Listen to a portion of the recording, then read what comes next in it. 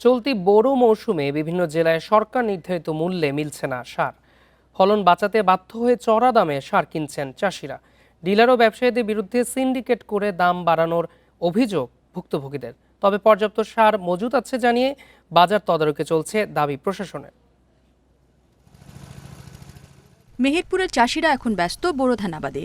এ সময় urea, TSP, ডিএপির মতো রাসায়নিক সারের চাহিদা থাকে তুঙ্গে। উৎপাদন খরচ নিয়ন্ত্রণে দেশের সারের দাম নির্ধারণ করেছে সরকার।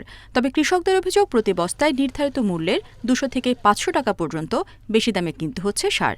গ্রামে 30 টাকা 25 টাকা কেজি নিতে সার, ওগুলোতে আমাদের কিনতে হয়েছে। সরকারি যে মূল্যে সার আমরা পাচ্ছি না, এই জন্য আমাদের উৎপাদন খরচ বেড়ে যাচ্ছে।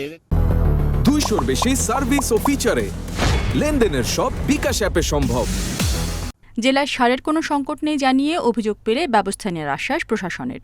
কৃষক তাদের যতটুকু প্রয়োজন তারা যেন মাসই সেটি সংগ্রহ করে, তারা যেন মজুদের চিন্তা না করে। কৃষকদের কাছে আহ্বান থাকবে, অনিবন্ধিত কোনো ডিলারের কাছ থেকে তারা যেন কোনো সার ক্রয় না করে।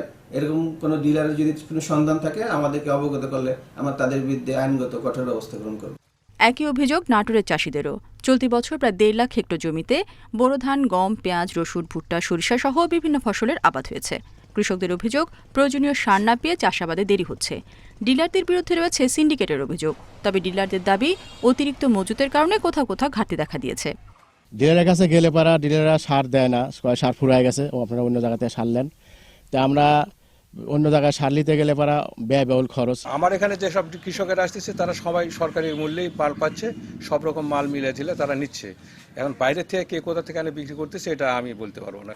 চলতি বোরো মৌসুমে নেত্রকোনার বাজারেও কৃত্রিম সংকট তৈরি করে অতিরিক্ত দামে সার বিক্রির অভিযোগ উঠেছে ডিলার ও অসাধু ব্যবসায়ীদের বিরুদ্ধে।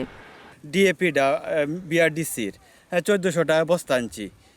তারপরে আপনার ইউরিয়াটারও সারের দাম বাড়তি। যেখানে ব্যত্যয় দেখা যাচ্ছে এটা দিয়ে একেবারেই না, যেখানে ব্যত্যয় পাচ্ছে সেখানে কিন্তু আমাদের উপজেলা কৃষি অফিসার এবং উপজেলা প্রশাসনের আমরা কিন্তু তাদেরকে আইনে আওতায় আনছি এবং সেখানে আমরা পেনাল্টি করছি। নেত্রকোনার হাওর, পাহাড় ও সমতল মিলিয়ে প্রায় 1,85,000 হেক্টর জমিতে বোরো আবাদ হয়েছে। রেশমি নন্দী, ইন্ডিপেন্ডেন্ট নিউজ।